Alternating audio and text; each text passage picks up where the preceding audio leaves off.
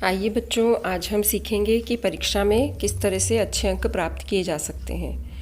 सब बच्चे पढ़ते हैं, लेकिन ज़्यादातर कोई शिकायत होती है कि हमें याद नहीं रहता है, हम भूल जाते हैं परीक्षा में जाकर। और कभी बोलते हैं हमें समय कम पड़ गया है, लिखने में टाइम नहीं मिला, है ना। इस तरह की जो समस्याएं आती है उससे कैसे बाहर निकला जाए, या मैं आपको बताती हूँ। सबसे पहला है, याद रखने का तरीका है कि जब भी याद करने बैठते हैं तो एक रफ़ कॉपी में माइंड मैप बनाएं। जैसे जो प्रश्न है उसको शॉर्ट में किस तरह से बनाकर लिख सकते हैं, उसके पॉइंट वो सब लिखें और उसे अच्छे से याद करें। पूरे प्रश्न को रटना नहीं है, सिर्फ पॉइंट याद करना है और फिर उसके बाद उन पॉइंटों के साथ उस प्रश्न को पूरा अपने शब्दों में बना के उत्तर लिखना है। इस तरह से आप याद करेंगे तो आपको अच्छे से याद हो जाएगा। और वैसे भी एक दिन में कभी भी कोई चीज़ याद नहीं होती है। याद करने के लिए आपको उसको रोज़ ही तैयार करना होगा, रोज़ पढ़ना होगा। जैसे हिंदी के पेपर में सबसे पहले आप लोगों को ये बताया जाता है क्लास में कि जो पहला पेज है जिसमें लेखक के नाम है, कवियों के नाम है और पाठ के नाम है और वो कौन सी विधा है, इसको अच्छे से याद कर लीजिए बार बार, क्योंकि ये बहुत सारे अंक इसी से प्राप्त हो जाते हैं। ये सही विकल्प में भी आता है और खालिस्तान के रूप में भी आता है, सही जोड़ी में भी आता है। फिर उसके बाद हम जब व्याख्या करते हैं गद्य और पद्य की, उसमें भी एक एक अंक इसी से मिल जाते हैं, इसलिए इसको अच्छे से कर लेना चाहिए। ऐसे कुछ प्रश्न होते हैं जिसको हमें तय कर लेना चाहिए कि किस तरह से उनको याद करना है। और उसके अलावा जब टाइम की जो समस्या आती है उसके लिए हल है कि सबसे पहले हमने पेपर लिया और उसको एक बार से पूरा पढ़ लिया। उसके बाद हमने जब सही विकल्प वाले प्रश्नोत्तर करना शुरू किए तो सारे प्रश्नों को अच्छे से हल करना है। तो सही विकल्प वाले जो प्रश्न होते हैं उनको प्रश्न को उतारना है और उत्तर लिखना है। सिर्फ 4 विकल्प में से एक ही उत्तर लिखना है। और उसके बाद जो खालिस्तान होते हैं उनको पूरा उतार के लिखना चाहिए। और ऐसा लगता है कि हम बहुत धीरे लिखते हैं और बिल्कुल टाइम नहीं है, तो फिर सिर्फ उत्तर हमको लिखना है।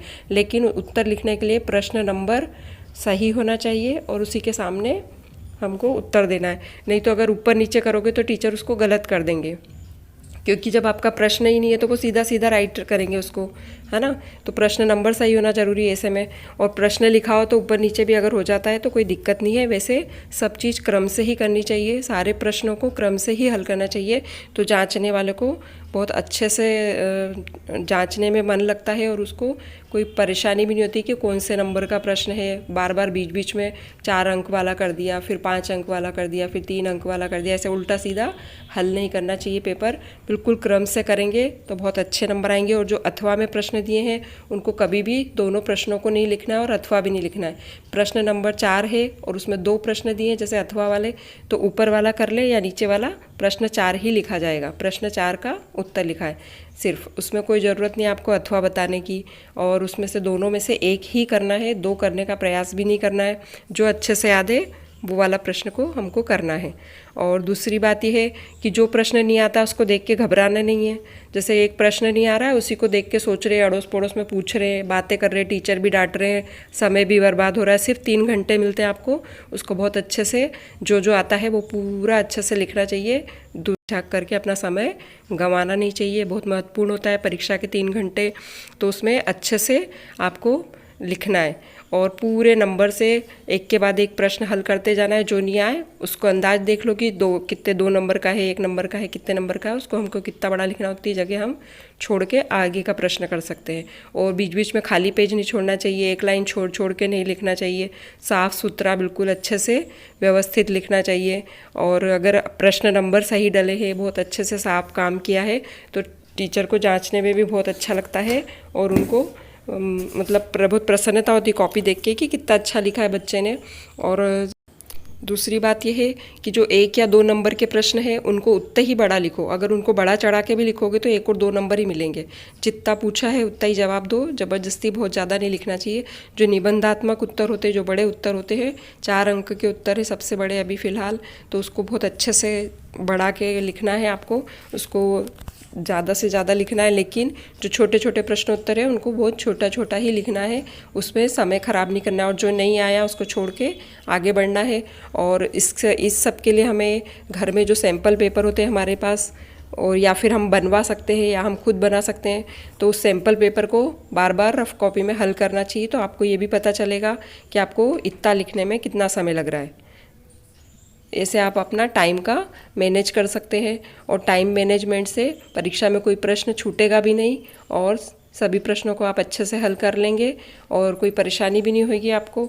इसलिए ज़्यादा से ज़्यादा समय का सदुपयोग करें, इधर उधर ताक झाँक में अपना समय व्यर्थ नहीं गंवाना है और बहुत अच्छे से परीक्षा देनी है आपको। और शुरू के जो प्रश्न होते हैं, सही विकल्प, सही जोड़ी, खालिस्तान, जो भी एक एक नंबर वाले प्रश्न होते हैं उनको बहुत सुंदर अक्षर में बहुत अच्छे से साफ सफाई से लिखना चाहिए।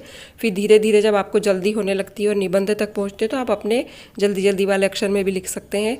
और हर बच्चे को जब 80 नंबर का पेपर होता है तो उसमें से 10-20 नंबर का ऐसा होता ही है ज़्यादातर बच्चों को, सबको तो नहीं होता है, ज़्यादातर बच्चों को ऐसा होता है कि उनको याद नहीं होता है। तो इसका मतलब ये नहीं है कि आप उन 10-20 नंबर के पीछे अपना पूरा 60 नंबर का जो आपको अच्छे से याद है उसको भी छोड़ें। उसको टेंशन नहीं लेना है, जितना याद है उसको अच्छे से करना है। फिर जो नहीं याद था उसको भी मन से कुछ ना कुछ सोच के लिख कर आना है। तो आप देखिएगा आपको बहुत अच्छे अंक आएंगे। और परीक्षा आ रही है नज़दीक, आपको बिल्कुल घबराना नहीं है। जैसा मैंने बताया है वैसे तरीके से परीक्षा देना और परीक्षा को बिल्कुल गंभीरता से भी लेना चाहिए और तनाव में भी नहीं लेना चाहिए। तनाव करने से जो याद है वो भी हम भूल जाते हैं।